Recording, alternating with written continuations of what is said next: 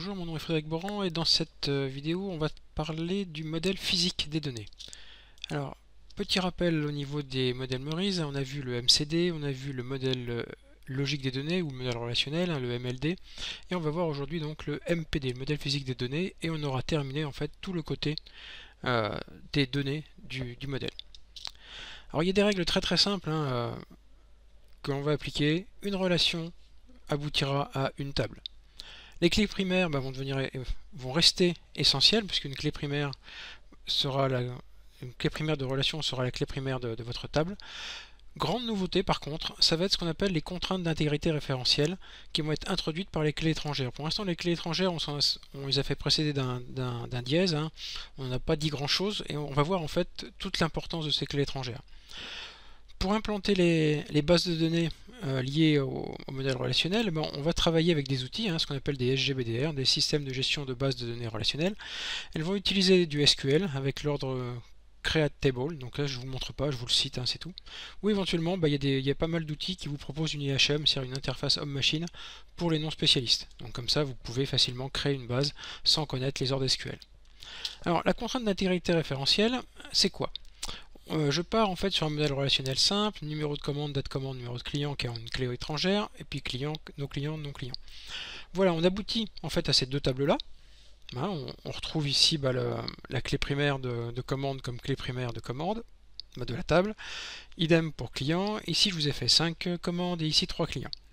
Et la question qu'on se pose, c'est qu'est-ce qui se passe si on supprime ces deux de la table client? Comme ça, brutalement, sans avoir dit en fait que nos clients est en lien avec ce nos clients là. On va aboutir en fait à 3 lignes là. Donc là, vous voyez ici C2 a disparu. On a 3 lignes en rouge qui sont passées par un client inexistant. C'est-à-dire que si vous avez que cette table là, puis que vous dites bon tiens, je veux avoir des infos sur C2, C2 n'existe plus dans la table client. Donc ça veut dire que vous avez une incohérence dans votre base. Donc la cohérence des données, l'intégrité des données n'est plus respectée, et ça c'est hyper dangereux et c'est une vraie catastrophe pour une base. Et lorsque on définit la clé étrangère, on introduira un dispositif de contrainte d'intégrité référentielle qui interdira justement cette suppression. Si vous pouvez vous amuser à le faire, vous verrez que si vous avez bien défini ça, votre système va vous dire qu'il existe des clients annexes ou qu'il existe des données connexes, ça dépend un peu du système, mais il vous avertira et il refusera de faire la suppression. Alors comment on va faire ? On va procéder à l'envers. On va d'abord supprimer le client C2 de la table commande, et ensuite, donc ici ça y est, j'ai supprimé C2, et ensuite seulement on viendra supprimer C2 de la table client. Et donc à ce moment-là, vous voyez qu'on a une base, on a deux tables qui sont totalement cohérentes l'une par rapport à l'autre.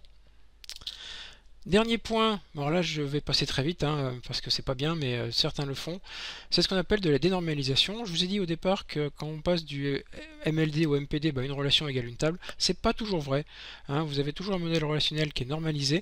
Sachez que les administrateurs de bases de données s'autorisent parfois à dénormaliser un peu afin de faciliter les futurs traitements. Donc en gros, en général, il y a des relations qui ne sont pas traduites en table et qui sont introduites en fait directement dans d'autres tables. Voilà, c'est tout simplement parce qu'après on va gagner énormément de temps en termes de traitement, mais c'est très dangereux, il faut vraiment être spécialiste pour le faire et décider de le faire. Donc ça doit rester exceptionnel, et donc garder en tête une relation égale une table.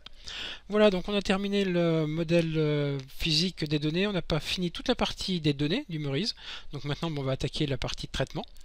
Donc je vous invite à me rejoindre sur ma chaîne, à vous y abonner et à me rejoindre également sur mon site pour voir des exercices.